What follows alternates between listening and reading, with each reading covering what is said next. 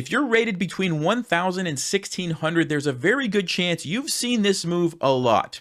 This is the start of what's called the fried liver attack. There's all kinds of videos on YouTube about why this is such an amazing opening for white, and that's why you see it all the time. Everybody is trying to play the fried liver attack. But today I'm going to show you a trap that you can play in response to this that over 300,000 people have fallen for. It's going to get you a lot of quick wins, but the nice thing is even if they don't fall for the trap, it's still a solid opening that leaves you in a good position. Let's go ahead and see how you can punish this move. All right, so e4, e5, the most common response is knight to f3, knight to c6, and bishop to c4. This is the Italian game, and you really have two main options, knight to f6 and bishop to c5. I personally prefer the two knights defense, knight to f6, and if that's what you play, and you're rated between 1000 and 1600, there's a very, very high probability that your opponent is going to play the move knight to g5.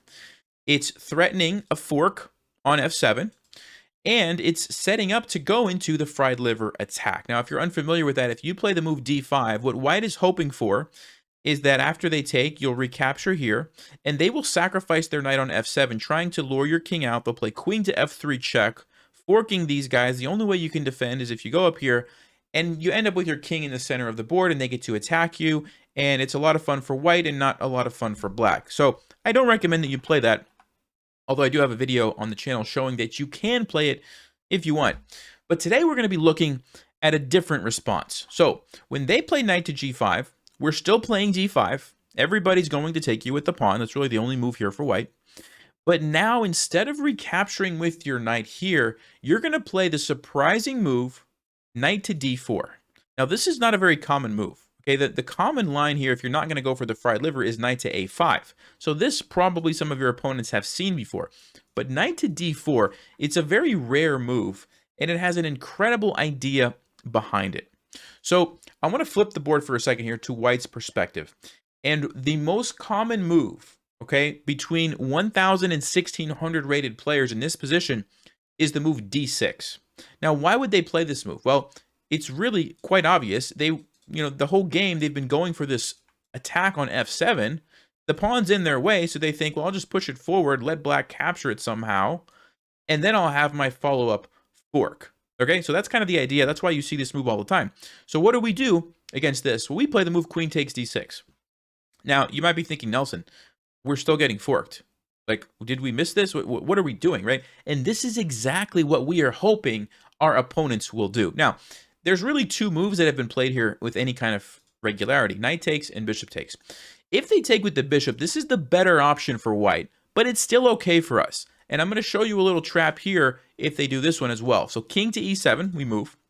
And they have to save their bishop. Because if they don't move their bishop, let's just say they castle, what we're going to do is play the move h6. And now when they move the knight, their bishop is no longer defended. And we simply can take their bishop for free. So that's kind of the problem for white. So they have to move this bishop. And going back to b3 is really the only safe square for them. And when they do that, we simply take it. And we kick the knight away. And watch what happens to this knight. There's really not a lot of options because our knight's controlling here. Bishop's controlling here. These are all controlled. So they have to go back to f3. We attack it again. And most players at this point are going to say, well, I don't want to move my knight. I'll pin your pawn so that I don't have to move it. But we just slide our king over. And guess what? Now they have to move their knight. And if you look carefully, the knight can't go here. It can't go here. It can't go here. It can't go here or here because of our queen. It can't go here because of our pawn. It only has two options. And they're both bad for white. If it goes here, guess what? g5 traps the knight. The knight is gone. You can't go here. You can't go here because our bishop. And you can't go here because our king. Goodbye to the knight. Okay. So if they don't want to lose their knight, they have to go back to g1. But that's a terrible move because now they can't castle. Look at their pieces. They're all in the back rank. And we can simply just keep up the pressure. Bishop to g4 attacks the queen. And if they try to block, guess what? We take it. Doesn't matter how they recapture. Bam. Rook to e1. We pin the king and the queen. You can see how much fun this is for us, right? So even if they take with the bishop, going back to this position, after we take with the queen, even if they do this, we're in good shape. Bring the king up, trade the knight for the bishop, and just go attack the knight. That's all you have to remember, all right? Now, most people are not going to do that. They're going to take with the knight. And they're going to go for the fork. I mean, they spent all this time setting it up, right? Sacrificing the pawn. this is what they're going to do. And that's exactly what we want because we have the move queen to c6. And a lot of people think, oh, we're attacking the bishop, but I'm going to get a rook. Okay, it's not a big deal. And they're going to take your rook.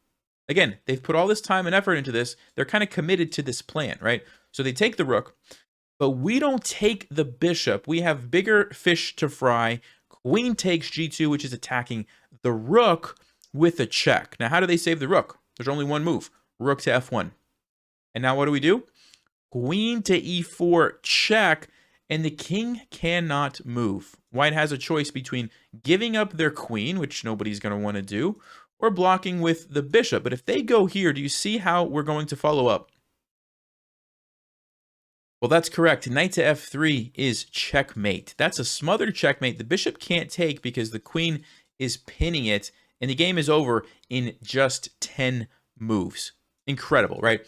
And like I said, this is pretty common, okay? Going back here, 300,000 people, after this move, 300,000 people have played the move d6, okay? Going for this. So, that's the basic trap, okay? We take with the queen, they fork us, we go queen c6, they take here, we take here, we go back with the check, and we win the game like this. Now, some of you are thinking, but Nelson, what if I'm playing a smart opponent who doesn't fall for the trap? What do I do? All right, let's take a look. So let's say they take, you play knight to d4, and they don't play d6. The other move that some people will, actually the most common second move, is c3. They say, okay, putting his knight there, I'm just going to attack it with my pawn. And what we are going to do here is play the move b5. So we're counterattacking the bishop so that when they take our knight, we take their bishop. Okay, so usually you're going to get this trade. And then most players with white are going to notice that they can just take this pawn and get both pawns in the center. So they're going to take. And now we are going to take d5. And by the way, I'm going to put a PGN in the description. You can copy and paste that into like Lichess or chess.com. So you don't have to try to like memorize all this stuff. It's going to be down there for you. But we're going to take with the queen. And yes, our knight is hanging, but watch what happens when they take. We take their knight. So it was just a trade. And you might think, oh, but they're going to take here. But watch what happens. We take back.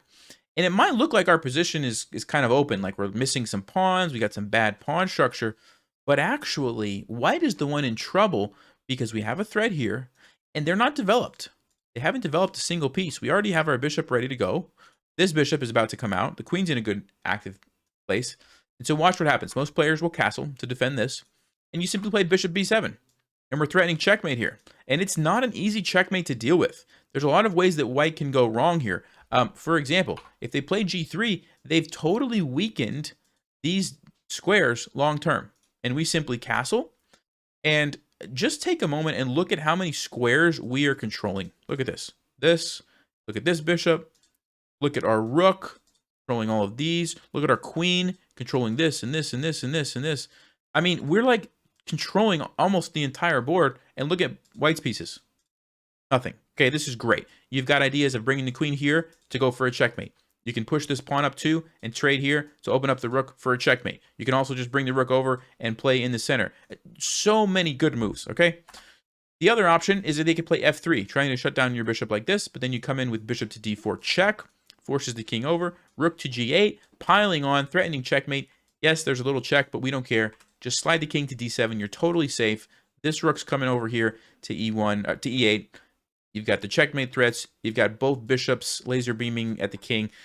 Fantastic. Okay, so that's just kind of an example. Even if they don't fall for your trap, it's not a bad line. Okay, and so I highly recommend this. Trust me when I say if you're rated between 1,000 and 1,600, you are going to see this from time to time. And if you are ready for it, play d5, and when they take, you hop the knight into d4, review the lines that we just covered, and you are going to get a lot of quick wins. Hope you guys enjoyed this video. As always, thanks for watching. Stay sharp, play smart, and take care.